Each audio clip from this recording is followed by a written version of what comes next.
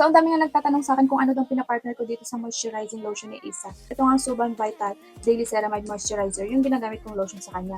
So, mga mi, ang ginagamit ko, hindi ibang brand na. Before, ibang brand yung ginagamit ko, pero ngayon nag-transition na rin ako sa Suban na rin. So, ito nga yung ipinalit ko before sa mga body wash ni Isa, yung Suban Kids head to toe wash. So, ito na rin yung sinashampoo ko sa kanya, pati sa buong body niya. Ito nga yung kakabili ko lang kasi nga naubos ko na rin yung isa nito, which is ito nga. Ayan, iba lang yung packaging niya pero ito rin yung mga mi. 420 ml din to. So, ayan nga mga mi. Kung gusto nyo talagang makita yung difference sa skin ng baby nyo, try nyo na rin tong body wash and then partneran nyo na rin siya nitong moisturizing lotion.